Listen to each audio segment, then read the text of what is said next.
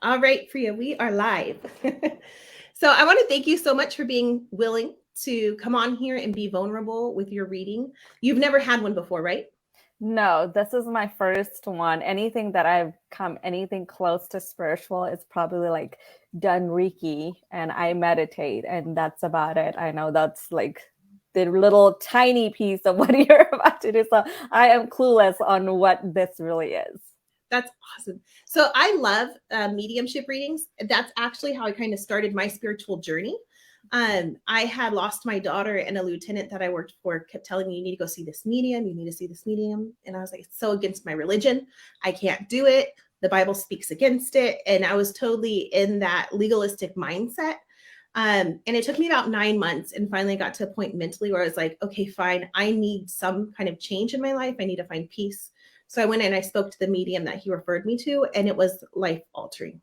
I was able to connect with my daughter, along with my grandfather, my mother-in-law. So I had, in a matter of 6 months, I lost my daughter, my grandfather, who was my rock, and then my mother-in-law, who I grew very close to very quickly. And so Wow. that amount of loss, I was just drowning in grief and sorrow. And so the medium actually changed my entire life and perspective of life and spirituality. And so it's such a gift that I have the ability to do this as well. And I had been so closed off to it my entire life. And then the medium said, someone's asking, the medium was Cindy Clifton. She's mentored me, and she is now retired. So we're in my special healing group for Facebook. We're live right now in my Facebook group. Oh, okay. There's people watching us. And so Cindy Clifton was the medium who I went to. She's out of Santa Rosa. And it was interesting because when I went to that reading, she said, you're gifted with mediumship as well. And I was like, no, I'm not. Like, you're funny. Wait, she said it during the reading? Said it during the reading. Wow. You're gifted as well. And she said, I'll be mentoring you, because that's what Spirit had told her was that I needed to be mentored. And I kind of laughed it off.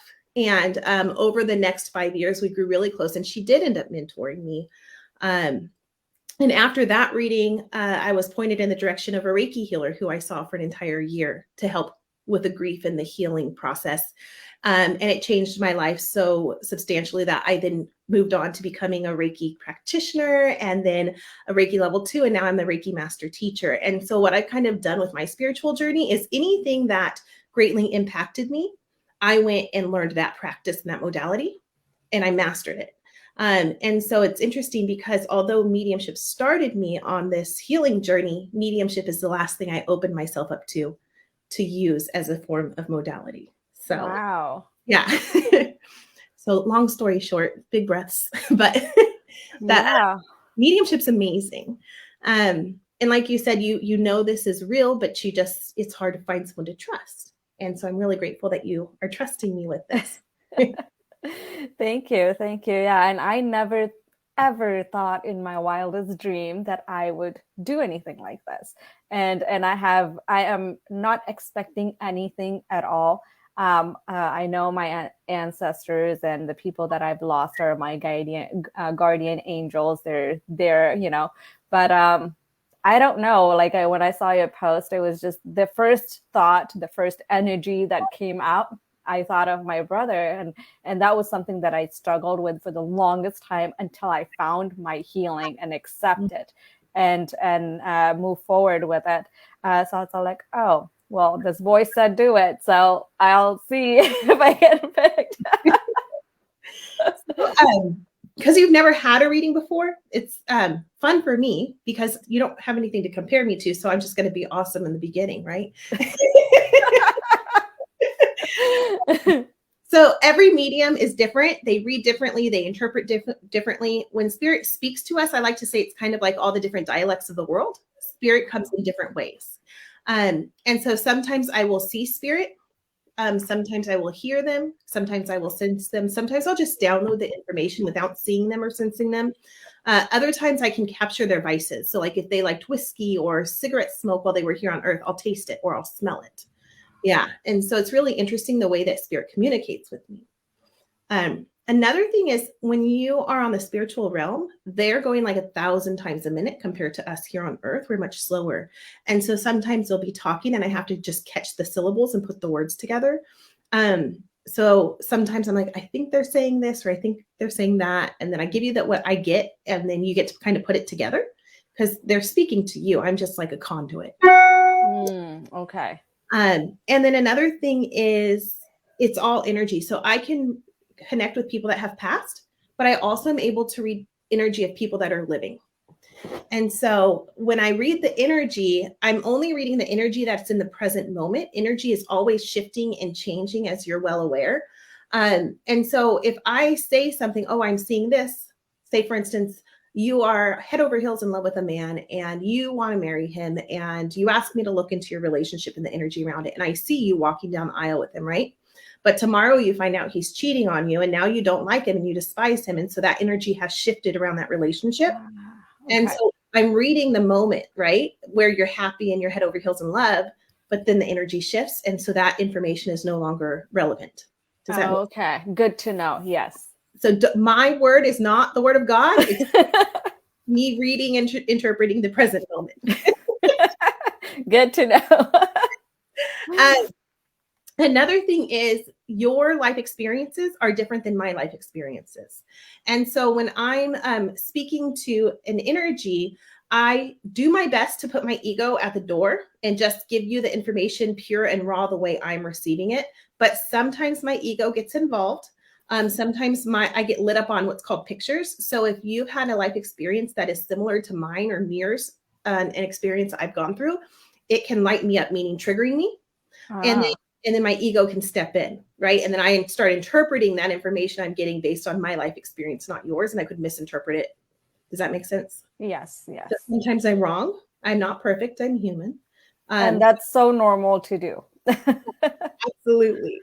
And then last but not least, when I'm speaking to a spirit, I ask for evidence. There are a lot of what I call Hollywood psychics out there. And those are people that kind of throw generic information out there that most people will have experienced. And then you say, oh yeah, that was me. And then you fill in all the blanks in your verbal vomit and give them all the pieces they need to sound accurate, like they're actually connecting with spirit. I prefer not to do that. I like to be very specific and evidentiary based. So I ask spirit questions that only you would know, that I have no clue about, and allow you to validate the information they're giving me. So I might ask you, did he typically wear like a black hat, or did he drive an old Chevy, or things like that? And that's information that they're giving me that I'm asking you to validate, just so I know I'm picking up correctly on the information. Okay. Okay.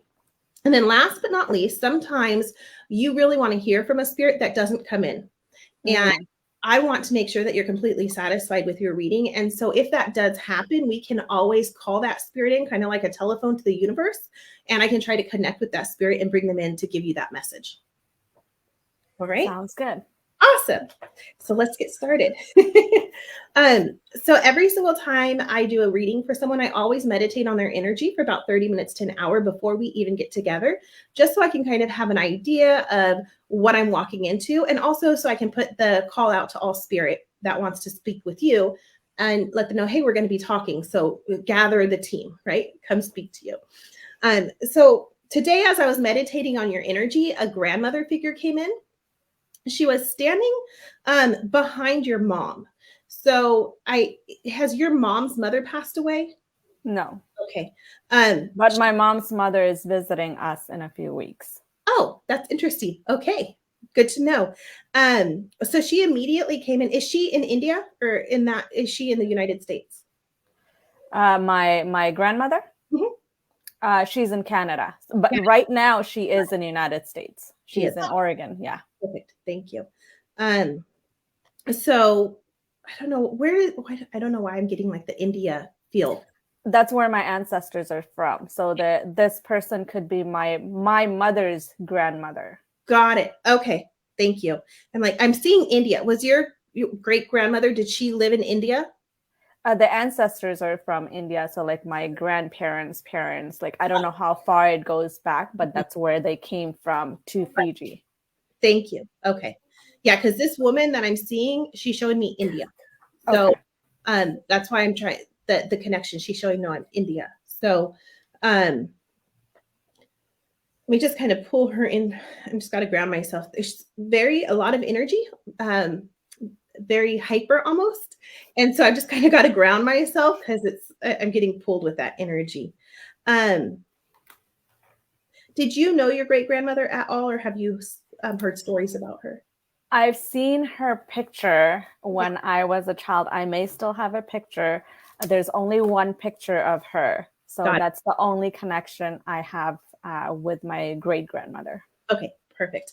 So this woman, do you know if, I wouldn't say obese, but she wasn't small. She was, she had meat on her bones. Okay, thank you. Because she looks, I call fluffy. She wasn't small. She wasn't scrawny. This woman also feels very compassionate, very loving, almost like she is, I guess matriarch would be a good word. She took care of the family. She managed everybody. She was kind of like the boss lady. She made sure that everyone was taken care of, but also everyone stayed in line. Everybody followed the respect and the rules of the house. Did she have 4 kids? How many kids do you know? How many kids? I don't know. So my grandmother, I know that she had a sister and she had 2 brothers. Okay, so 4 sounds like 2 brothers. Yeah, those are the ones that I know and I've met. So I'm not sure if there were any. Okay. Yeah, for my grandmother, yeah, that's all I know. Awesome, because she's showing me that. And so another thing is, it looks like I want to call it a town. I don't know in India what they call them, but it looks like small, like a village. Yes, thank you. And I can see almost like it looks like hills or mountains, but she's on like a flat area and a lot of dirt. But then the whole community kind of lived very close, almost like shared like huts or something. Like multiple families would be in one living environment. Does that make sense to you? Yes, that's how they lived. Okay, great. Thank you. That's what she's showing me. And then did these grandparents, do you know if they're the ones who traveled? Did they bring the family to Canada? No, they didn't bring the family to Canada. Did they travel to Fiji? Yes, from India to Fiji. I don't know if these are the specific grandparents who brought their kids, but I know that my great grandparents or the great grandparents came from there. So it's possible that maybe she was a child when her family brought her. Okay. Yeah, it could be related. Packing up and then moving. Now, I'm awful with geography. From Fiji to India, is there like an ocean that separates? Yes.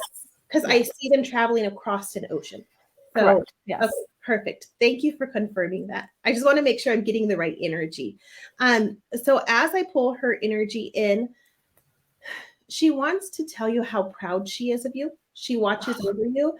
And she brings up your mother. This would be your mom's grandmother, correct?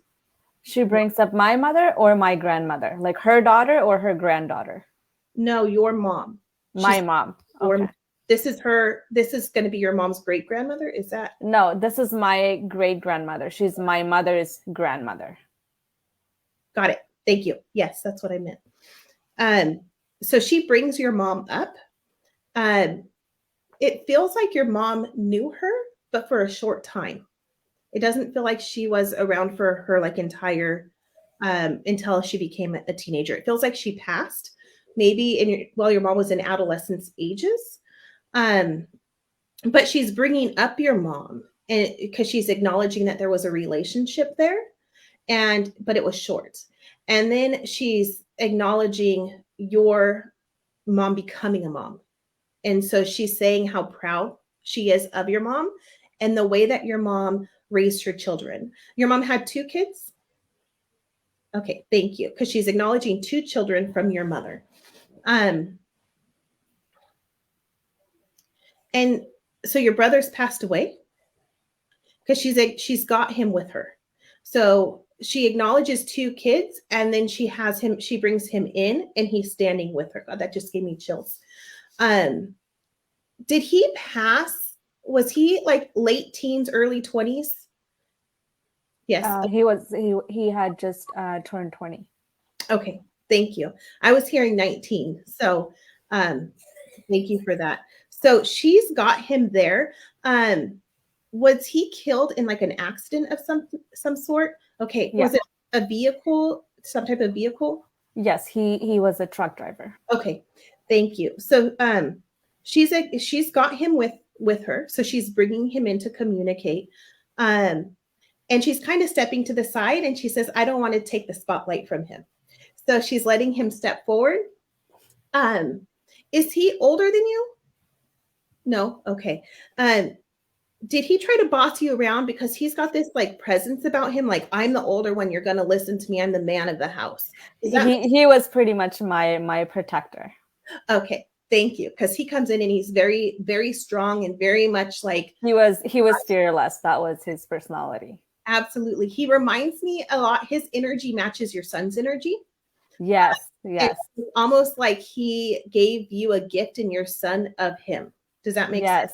Yes. And I tell people all the time, I feel like I'm reliving my childhood with my son. There are some moments that are so identical to my childhood with my brother. So, yes. Wow. And he's acknowledging that because he's saying, I sent a piece of myself with your son.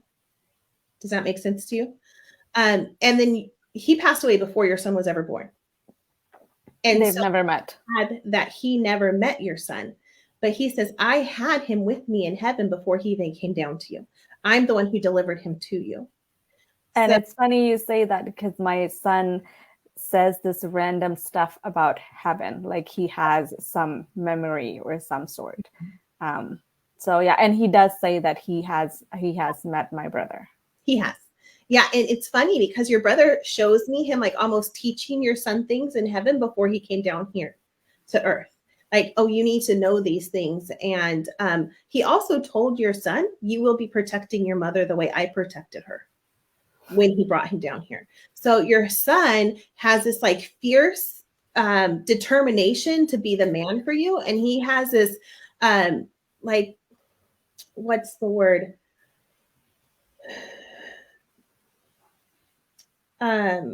It's more than protective. It's like almost ownership of your entire being. Like he needs to make sure that any man that crosses your path, he checks off and approves first. He needs to make sure that your friends are acceptable. He needs to make sure that your parents are listening to and validating you. And if they don't, then he needs to fill in the blanks and allow you to feel validated. Does that make sense? Yes, and he has done that. I've introduced him to almost all my friends, especially my male friends, and he almost questions them as if like he's my dad. And I'm like, Aiden, okay, that's enough. Like he'll need to know the detail, their name, where do they live, what do they do, and it's a lot for a 6-year-old. Yeah, he's beyond his years because your brother kind of trained him before he sent him down here. And your brother told him this is what's expected of you. Wow.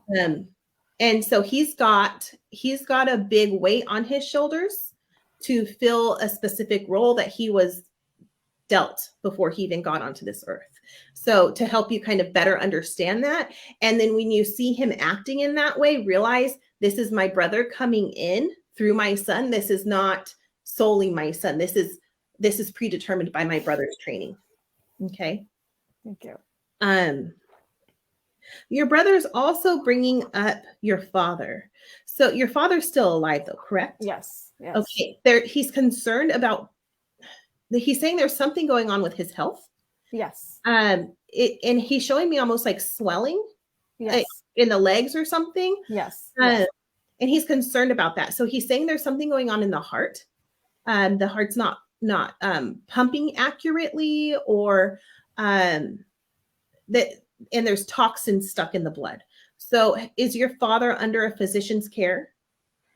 He's not, but the swelling in his feet and yes, what he's saying is true. Okay, so he's saying have dad checked out. Okay. because he's concerned about your father, and your father is stubborn and he's not taking care of his health, and he's like, I'm going to be just fine, leave me alone, just let me do me. And your brother's saying, no, there's something wrong with his heart, and almost like his liver's not operating correctly either, because he's showing me toxins in the blood. Okay. And so he's wanting dad to get checked out, because he says if you catch it right now, it's still treatable, but if you let it go for too much longer, it's going to become untreatable. Okay. Okay. And he said, it's going to have to come from you, because mom's not good. He's not going to listen to mom. So I don't know what their relationship is, but it sounds like he is stubborn, and he thinks he is perfect. His health is perfect, because from the outside, for like 60 some years old that he looks very like there's nothing wrong with him. Mm-hmm. So my mom has tried, and I have relayed to her, like, okay, has he gone? Has he done this or whatnot?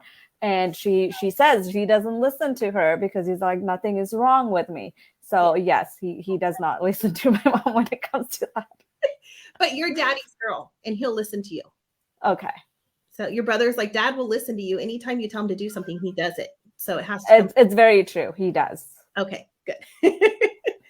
All right. And then your grandmother who brought him in, so your great grandmother, she's bringing her husband in as well. So he wants to acknowledge your grandmother.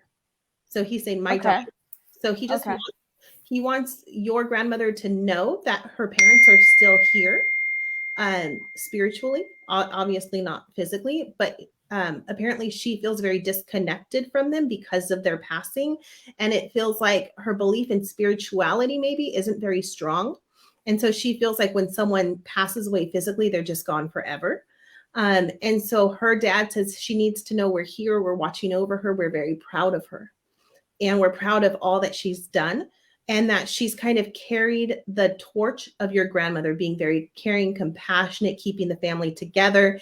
It looks like there's bickering at times between her children, and she's very good at like squashing it and saying, we're family, we need to get along, you need to let that go. We're the only ones here for each other. And so that looks like that was ingrained by her mom, and her father saying, thank you for carrying that on. Thank you for absorbing that and continuing that down our lineage. Does that make sense? Yes. He says that your guys' culture can be very filled with pride, and that there can be a lot of bickering to the point where you cut each other out. And that's not the way that they wanted their family to be. And you guys need to be close. You guys need to learn to get over things. And it looks as though your grandmother has really ingrained that in her children, and her children are now ingraining that in you guys, in this new generation. And so he just wants to acknowledge that. He wants to honor your grandmother for doing that, because it looks like she even helps to put the arguments out for between her siblings, where she's like, nope, you guys, we need to get along. We need to get over this. Yes, that was wrong, but forgive. And so it's almost like she's the new matriarch of that family, of that lineage. And so we are very close knit. Like she lives with my aunt in Canada, and sometimes they bicker about like petty things, like most families do. But we have never cut off each other, like where we're not going to be family. Right. So yeah. That's amazing. And so he's just honoring that, and he's saying thank you, because he like shows me like the culture is just, people are like, well, I'm done with that one. Oh, I'm done with that one. I never want to talk to that person again. And he's like, that's not what life's about. That's not what family is about. We're here for each other. There's no one going to be stronger or more there for you than family. And that's the way it should be. And unfortunately, certain cultures, we see it a lot in the Asian culture, where pride will overcome and ego gets in the way of relationships. And he's saying that was really important for your guys' family, that didn't happen. So thank you for that. So I was, before your grandmother brought your brother in, I saw a child floating above you. And so typically that means someone has lost a child. I thought maybe, well, that was your brother once he came in, but I still feel like there's a child floating above you. And it feels like a little girl. And so I don't know if you have lost a child. It could be to miscarriage, or it feels though that this child hasn't come yet to this earth. And so what that means is there could potentially be another child coming your way. So I don't know if you're planning on having more children, but it looks like there is a little girl floating above you. If that's a door that you want to open, it looks like a little girl will be coming in. Okay. Thank you. um, That's something that my son always says. He always says he wants a little sister. well, she's definitely there. Um, are you you're in a relationship right now? Yes. And it's pretty serious, your Yeah. relationship. Um, and he's older. Yes. And so you question whether kids are an option because of his age. Yes. Okay. I see a child coming. Like they're no, it's gonna come. So I'm pretty sure like it might not be planned, it might be an oops, but it looks like there will be one coming. But you guys have to tie the knot first. So it looks like a ring needs to be on the finger, there needs to be vows and a commitment, and then it looks like a child's gonna make their way in. Okay. There are precautions taken right now to prevent a pregnancy, but it looks like that may be going away. So looks like some things are going to change around in your life to where the option opens up to you. Okay. And she's got such a like huge head of curly hair. Like there's so much hair. So, but she's so beautiful. And So she's just, my boyfriend is he's African American, and the block that you talk about is he is fixed, and he's been talking about undoing that, oh, and he always says that if we ever have a child, it will most likely be a girl. So and my son always says that he wants a sister. So I don't know. I've left it on the universe. What's meant to be will happen, and I kind of feel selfish asking for it because given he is older, but I'm letting that be his choice. So it does feel like he wants one. It does feel like he wants a child with you. Um, but also it sounds like you just need to let him know you're okay with having a child because I he's have, yeah. okay, good. Because it feels like, well, I don't know if she really wants one with me. So it does feel like there may be a little bit of insecurity on his side, but it feels like she's waiting. Okay. Okay. But she says, I want a ring. I want a commitment. So she's kind of waiting for that too. Yeah. It's funny how, so our children choose us, we don't choose them. And some of them have standards. So sometimes we'll get pregnant with our babies, and then circumstances will change, and then we'll miscarry because they're like, oh nope, I wanted it this way, and that's no longer the case, and so they'll leave us. Um, Wow. Sometimes they'll go back up to heaven and then come back again when the situation is correct, or sometimes they'll just stay in heaven. Maybe the two parents they had chosen to have separated, and then they'll just stay in heaven and watch over us. But it's interesting how our babies actually choose us, we don't choose them.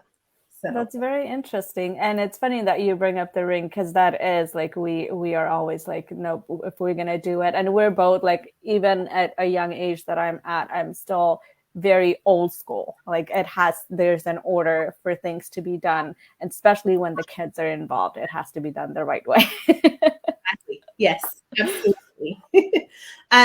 Another thing I see is a transition at work. So it looks like a promotion or something is going to be coming your way. And it looks like maybe you're going to be transitioning to like becoming a trainer or training people. I see you up in front of a crowd presenting and teaching. Um, and it looks like you also are doing like mixers or networking events and presenting at networking events. Um, and the content is extremely powerful for women. So almost like all eyes glued on you, everyone's just like drinking in the information. But it feels like right now it's not to the level where it needs to be. Does that make sense? And it's like something's holding you back. There's like a block somewhere where you're playing small.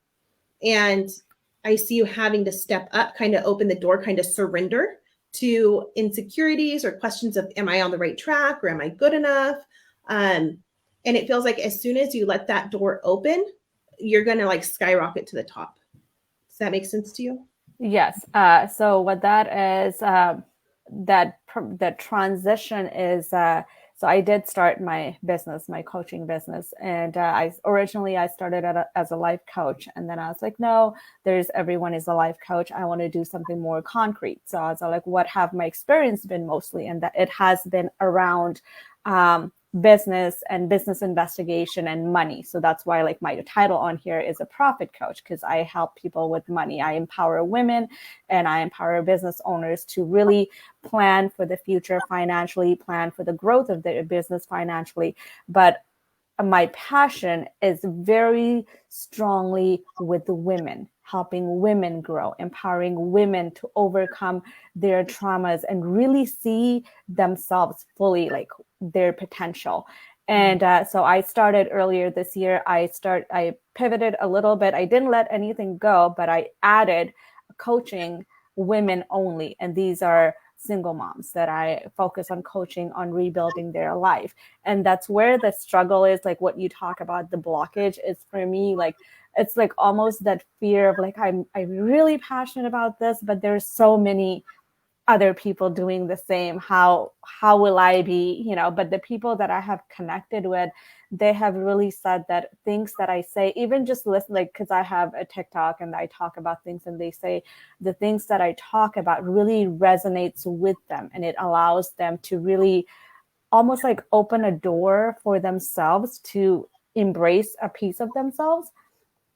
So that's maybe what the conflict is that you're talking about, because that's like my conflict of like, do I just go full forward with this, but I'm also wanting to hold on to like, no, but this is my educational background, so this is what I should be doing.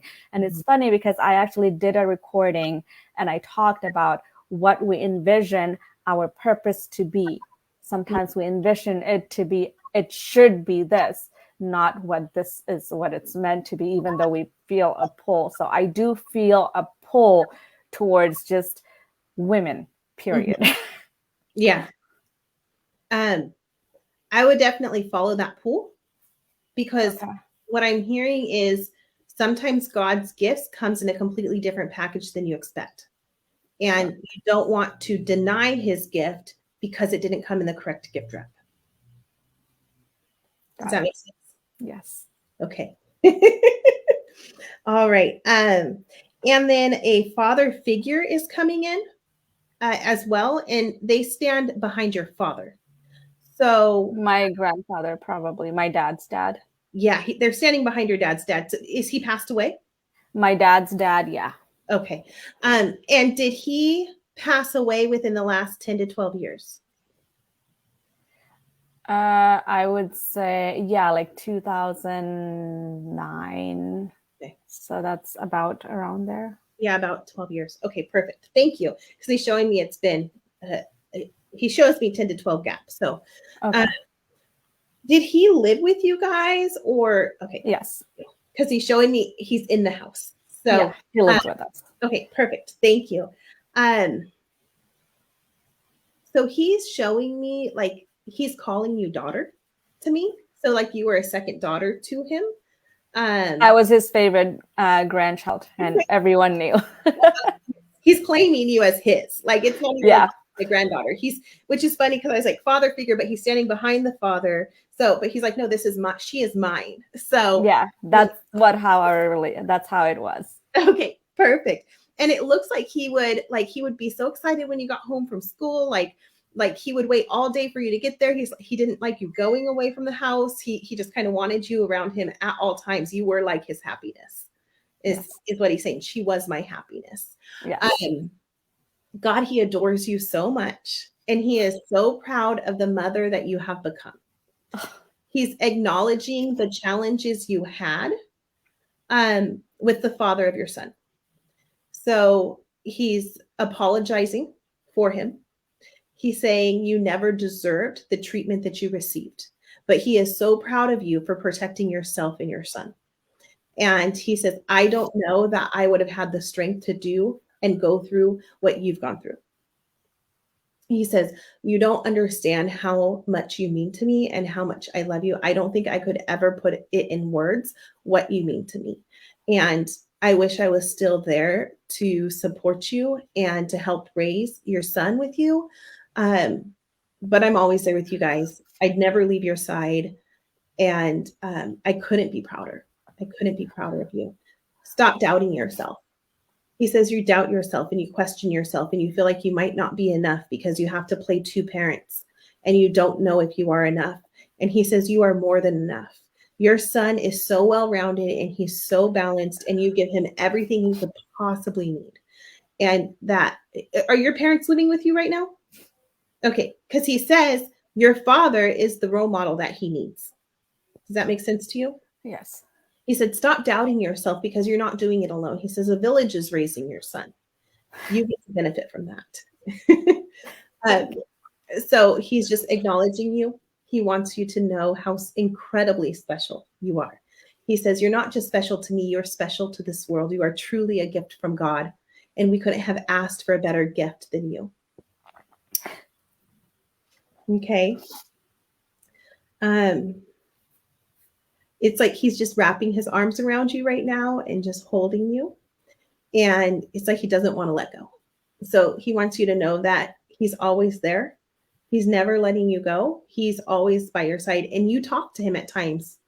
He was your shoulder to cry on and he was your voice of reason. And so you find yourself kind of talking to him at times, he says, and he hears you.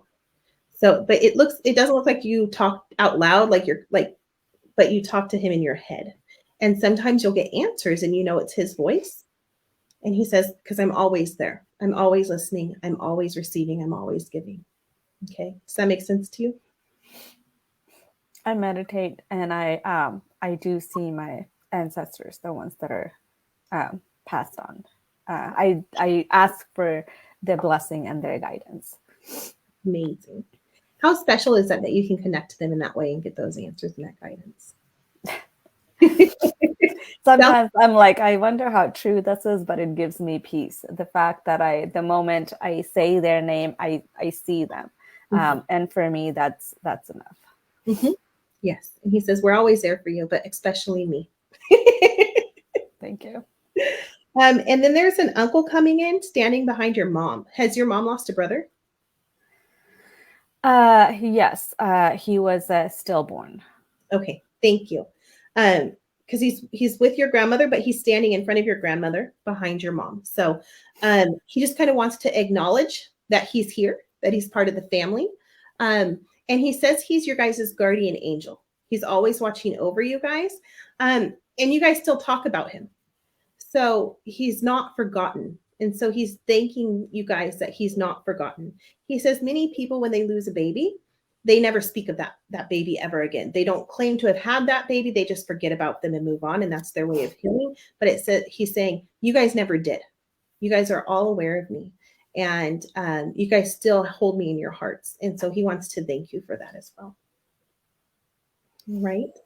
Okay, so I'm going to open the floor to you now. I know I just gave you a whole lot of information. Is there any questions you have for me? Anyone that you wanted to connect to that you were unable to? Anything at all? Well, everything that you have shared has, like, the description has been like 100% there. I want to say that. Everyone that you have talked about, definitely. I don't know who's watching this, but I do, there's a burden that I carry on myself. And that was when I was younger and lost and didn't really have a choice. I did have an abortion, and that's it's heavy on my heart all the time. So I want you to know that's very common. That's very common. And when we have an abortion, a miscarriage, a stillbirth, those babies are always with us. Okay. They never leave us. We are always their mommies. And they're resentful.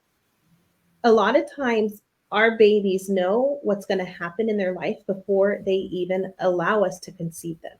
Remember how I said our babies choose us? So for instance, my daughter Trinity, who I lost as well, she never wanted to come into this earth. And I didn't know this. I blamed myself for her loss. In fact, I didn't think I deserved to be a mom after I lost her. When I got pregnant with Kaylani, my oldest daughter that's currently living, I beat myself up for the longest time, and I couldn't touch her for the first 6 months of her life except for to nurse her because I didn't feel like I deserved to have her. But then when I had that reading with Cindy, Trinity came through and she said, Mom, you're the best mom in the world. I never was meant to take one breath on this earth. I was meant to change your trajectory in this life so that you could find your purpose. And that was the only reason that I came into you. Okay. Look at your baby. And I do feel like it's a girl, just to let you know, she's coming forward as a girl. She was never meant to come into this earth. Were you in an abusive relationship when you were pregnant with this daughter? Because she's showing me, I feel fists beating on your body and fear coming into her. And so even if you didn't abort her, most likely she would have miscarried. So you can take that guilt off of your body and off of your mind, because she's saying she would not have chosen to stay due to the circumstances that she would have been born into. Does that make sense to you? Okay.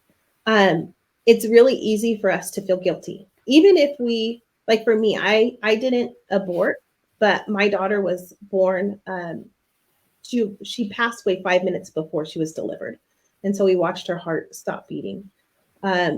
And I still carried that same guilt that you have on your heart right now. And when you have that pain and that guilt, nothing, no words, nobody can take that away from you until you find peace and healing yourself. But I need you to know that your daughter is not holding you responsible at all. She feels no resentment or bitterness. In fact, she feels grateful that you made that decision for her so that she didn't have to come into that dangerous circumstance and experience that fear and pain.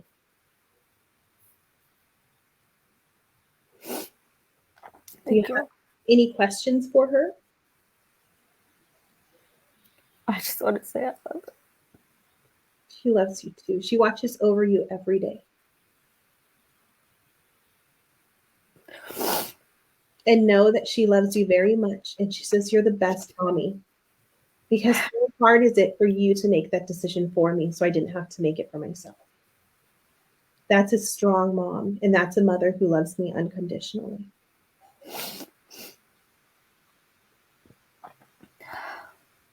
Thank you. Mm-hmm.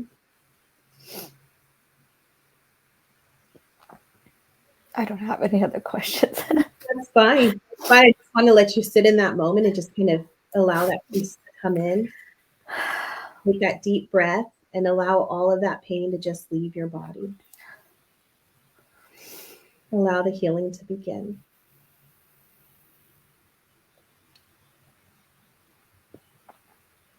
You're such a beautiful person. You're such a blessing to so many. And you've got so many angels watching over you. Definitely blessed. Yes, you are. So I've got someone coming on here really quick. So they're asking, how much do I charge for readings? So I charge $80 for 30 minutes or $150 for an hour. And you guys can always just go onto my website and book a reading if that's something that you're wanting. And I love doing them. Awesome. Well, Priya, I want to say thank you so much for opening up to the world and for sharing your vulnerabilities and for allowing everyone to see what a reading is like and the type of healing that can come in when we hear from our loved ones. Thank you. Thank you. Wow. I didn't know what to expect, and thank you so much. I'm still just soaking it in. It feels unreal. I don't even know what to say other than just thank you. It's a lot for sure. And this, the beautiful thing is this is recorded. And so because you get so much information during a reading, it's hard to absorb it all at once. And so you'll be able to go back and watch this reading over and over again. And each time you watch it, you'll get even more information back out of it. Okay. All right. I'll definitely watch it. Awesome. All right. Thank you everyone for watching, and I'll see you on the next one.